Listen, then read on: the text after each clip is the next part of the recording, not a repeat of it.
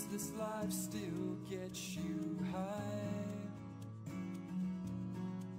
From days on the wire, thinking you're inside somewhere. In June of 1983, folk musician Daryl Weebley played what was meant to be the first show of an extensive summer tour promoting his 17th album, I Bleed, You Bleed, We Bleed, released by Scar Tissue Records, a subdivision of Arista. It ended up being the last show Daryl Weebley ever performed. He died of a brain aneurysm sometime later the same evening. We at Scar Tissue have recovered the footage and present it to you here in its entirety. We hope you enjoy this rare glimpse into an artist lauded by both the press and his fellow musicians as being hardworking and punctual.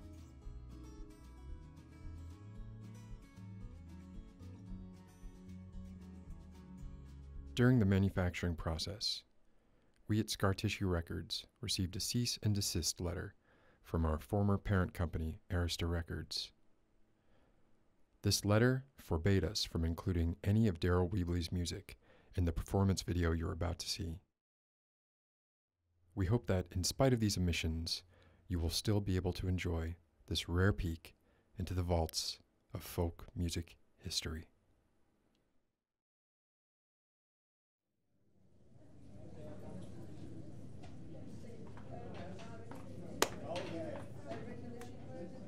All right,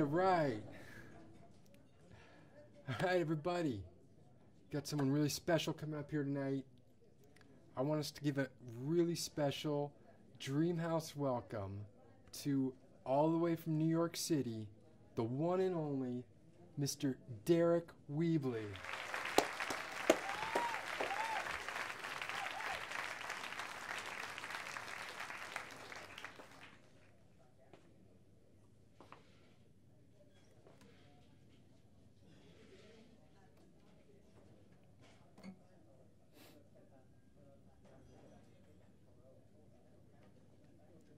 I'm actually not from New York City. I don't know who told you that. New York is more than just New York City. I'm from Poughkeepsie, just a little town a bit further upstate.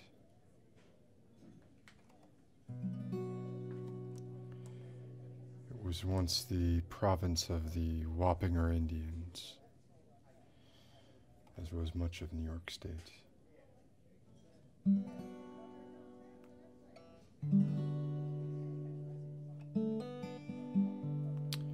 Manhattan, Adirondack, Montauk, Susquehanna.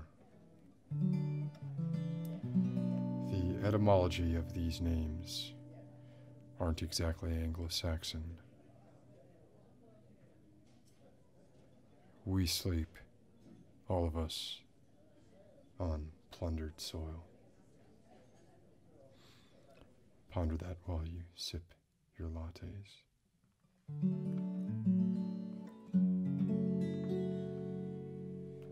Coffee beans, also a Native American invention. Poughkeepsie literally means the little house with the little roof made of little reeds by the little watering place. English is the clumsy and ramshackle language of the oppressor. I am glad that we had the sense to keep the name Poughkeepsie, even if we unjustly and mercilessly slaughtered her people.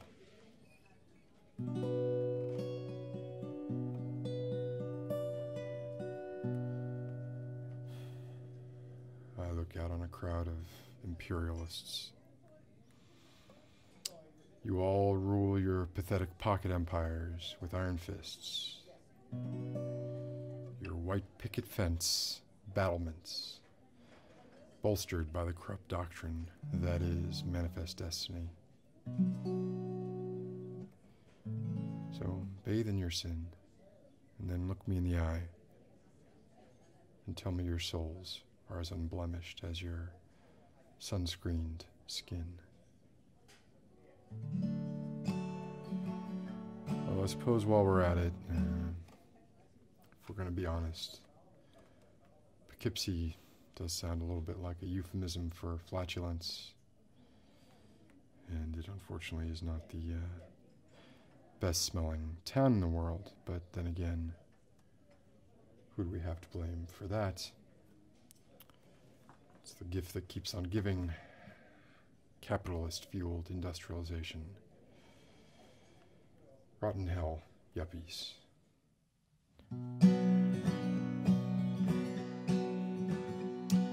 So I'm so pleased to be here in Chapel Hill once again. Some great music has had its genesis here. Earl Scruggs, Blind Boy Fuller, Wiggly Teeth Simon. It's almost enough to forgive you all for blighting us with James Taylor. Almost, but not quite, because F that guy.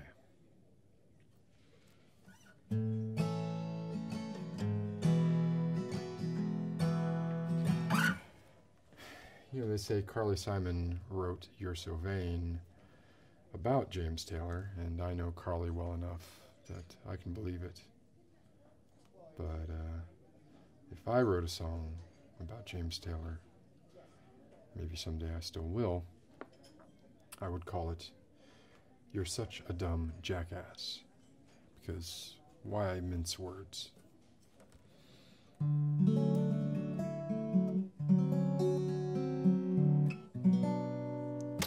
maybe I'd call it Dumb Jackass, You're Such a. Because parentheticals in song titles, that's sort of the hip thing to do nowadays. Or so I'm told by my manager. Apparently he knows everything.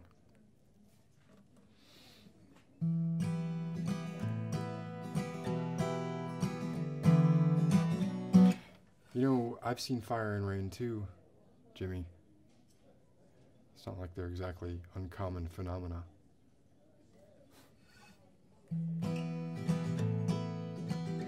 So enough banner. Let's get this show started. Looks like most of you who made it out don't want to be here any more than I do. So this song is called Prostate Cancer's Never Too Busy to Make It Hard to Take a Whizzy.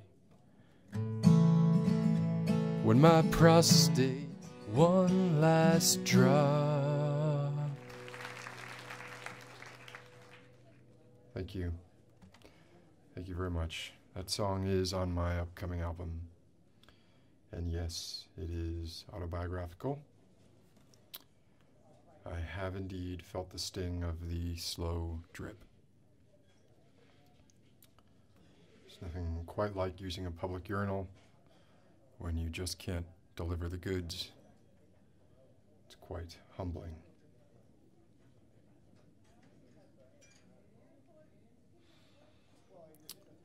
You know, if you took every album I ever made and the titles of each song on each album and read them in order, it would probably match pretty closely with what the chapter headings would be if I had an autobiography.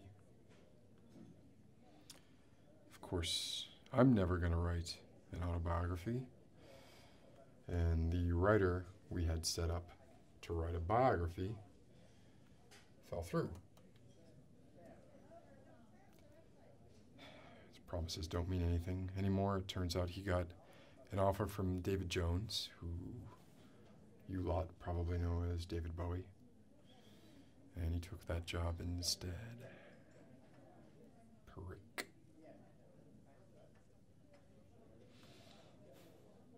Once again, my manager didn't get anything in writing, not even a contract, much less a whole book.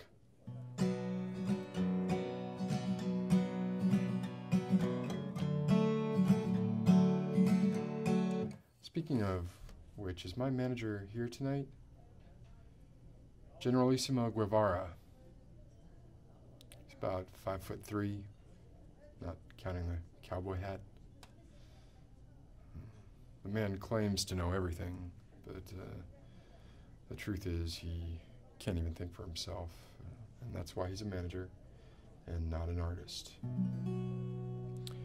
He changed his name to a military title because he wanted to be like Colonel Tom Parker, and then he appropriated the last name of a revolutionary because he thought it gave him some cachet, some negotiating leverage.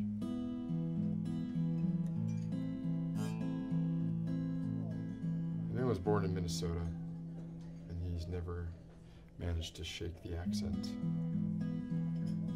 He's not fooling anybody, and he's certainly not intimidating anybody.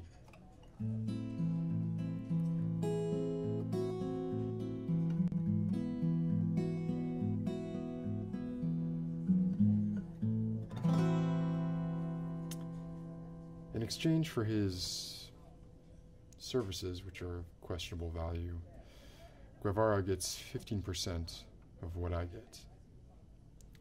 Tonight, I get 15% of the bar, so for every drink you order, that man puts a few pennies in his pocket. So I think it's only fair that if you see him, you ask him to buy you a drink. And I'm fairly sure he will oblige because he is really good at giving money to anybody who isn't me.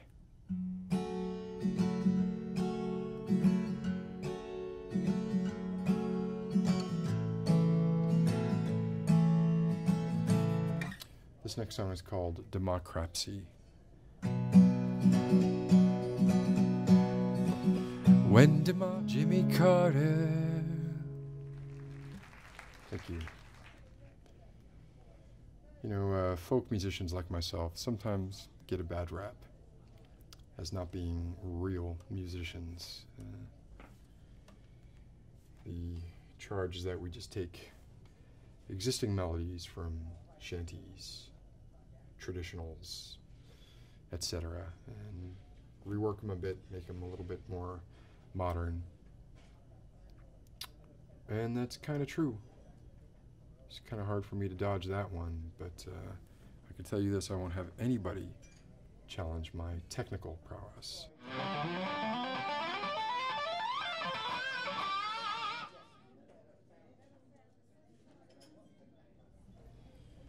A reporter backstage earlier this evening asked me if I was a multi-instrumentalist.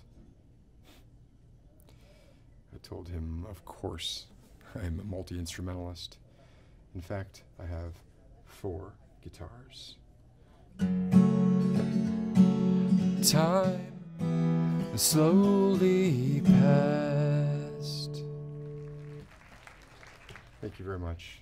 Thank you. This next song goes back a long ways. Actually, it's the first song that I ever wrote. My path through life thus far has strayed a little bit from the stereotypical path of a popular musician. And of course, by popular here, I mean in the sense of the style of music that I write. Folk music is really pop music.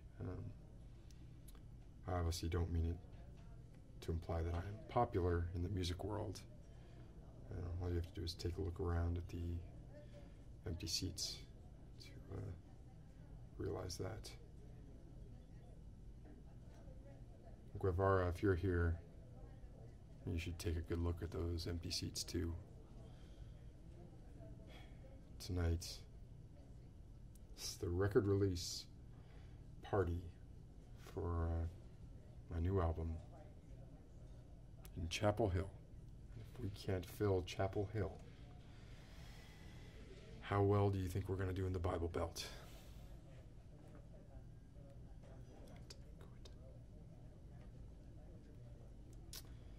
Anyway, like I was saying, my path just doesn't really have a lot in common with the typical path of a pop musician. I don't come from a broken home. I didn't meet up with some like-minded, disenfranchised youths and start writing music as a way to escape from my bleak surroundings. In fact, I was rather popular in school. I was a bit of a jock for my formative years. Went to All-State twice for football. Poughkeepsie State High 2 years in a row. Was a running back. I took a bad hit in one game, and my girlfriend at the time was kind enough to help me convalesce. Her older brother had this Woody Guthrie album. He kept playing it over and over and over again, and I could hear it, even though it was muffled, through the wall from her room. She also happened to have a guitar, and she never touched it, but basically, after I'd heard Talking Dust Bowl Blues about a dozen times, I picked up her guitar and started noodling, and that was it. I never played another game of football.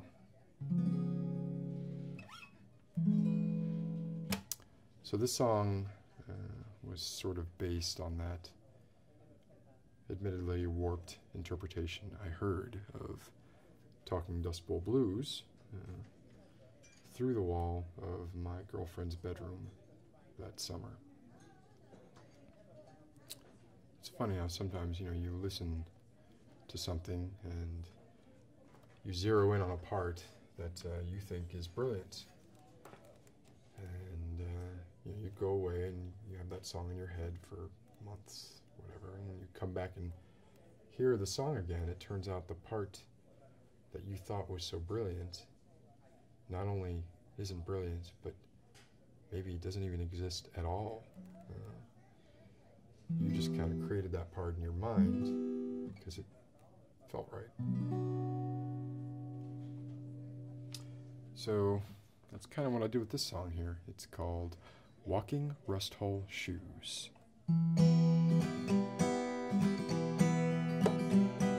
Walking rust hole tennis shots. Thank you. How are my levels doing? Guitar too loud? Is my voice coming through okay? Yeah?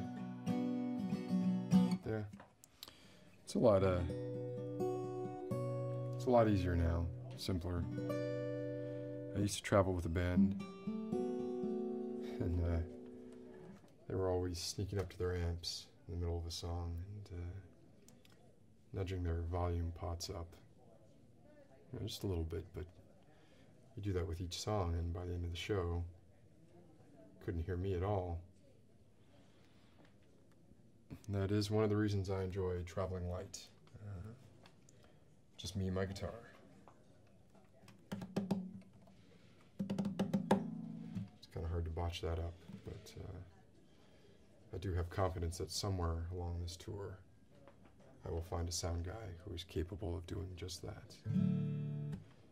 Not you. You're doing great. Thank you.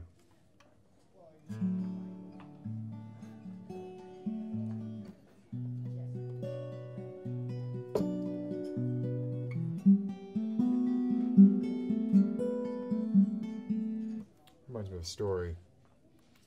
A long time ago, it was 66, 67, shortly after Freewheeling Bob Dylan came out. Me and some guys were at the Underground off Bleecker. We were drinking, and Bob was there. I'd had a few, so I knew he was touchy about the Newport electric stuff. But I was at the point where I didn't care, I wanted to find out what had gone on. So I just asked him why I did it, what was the impetus. And he told me that, he'd been answering that question for a long time already. It was already sort of the question du jour for journalists. But that he had never given a real answer. The real answer. He just had told them what he thought they wanted to hear, that it was an act of rebellion, the challenge of a new medium, all that stuff. So I asked him what the real reason was. And he just looked me dead in the eye. He said, why would you put a light right at eye level on the stage? I don't get it. And it's hot. It's hot. If I have a burn, somebody's gonna have to pay for just a Band-Aid, something. It's ridiculous.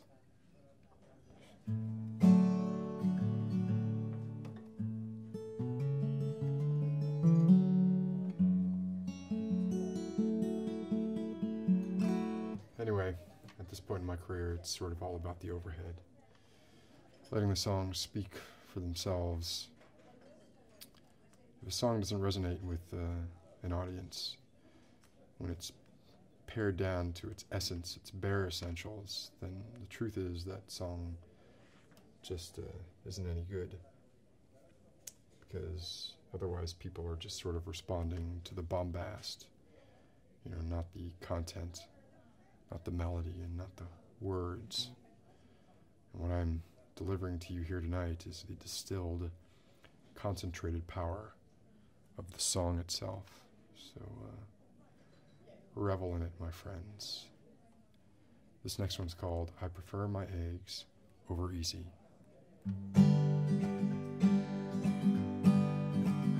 In the morning, runny oaks, time was on the way. I died last night again. Thank you.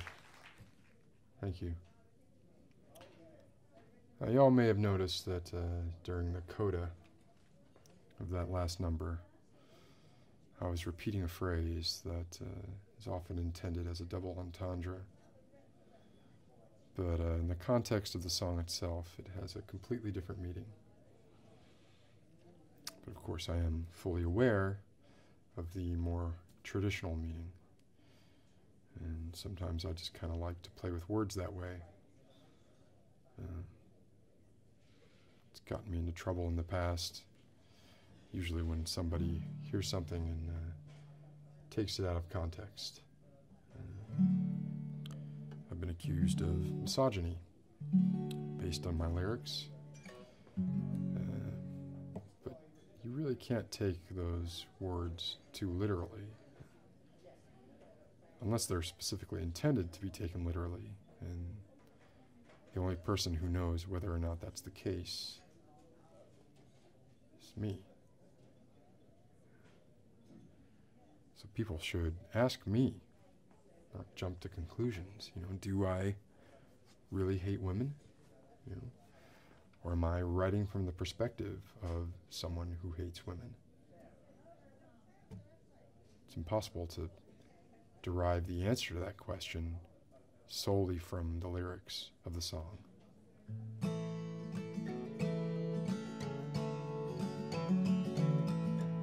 Especially if you're a woman, because they can't figure anything out on their own.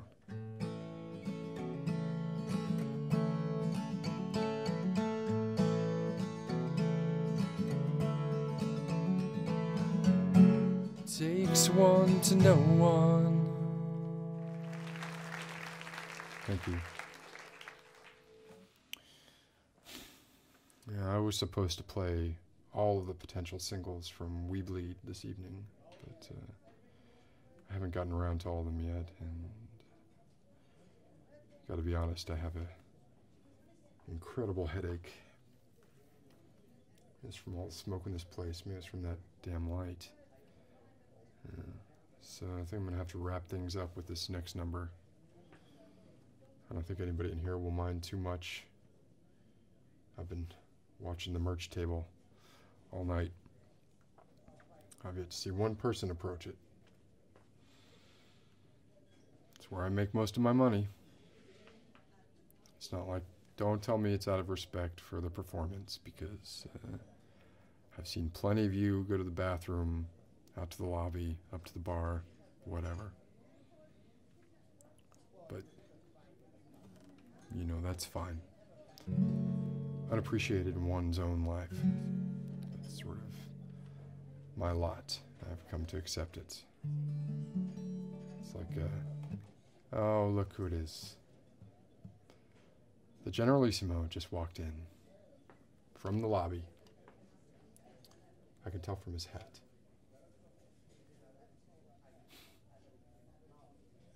Bet you were going to pretend you were here the whole time, weren't you? Yeah. Real nice. Nice display of loyalty. Jerk. So, here's my last song. Don't bother applauding for an encore, because that ain't gonna happen.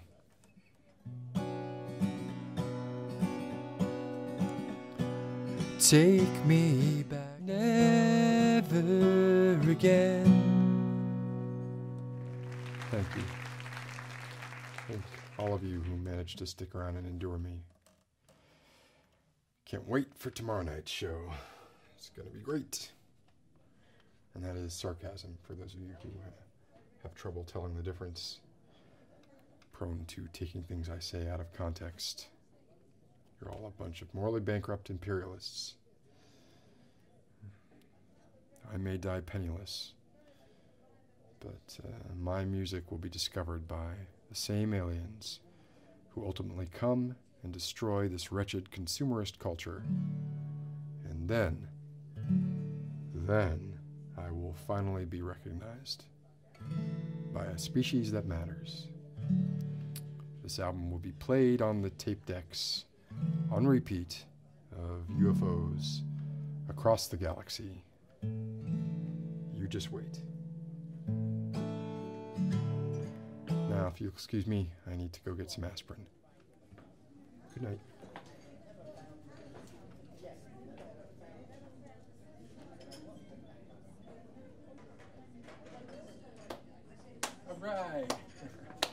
All right.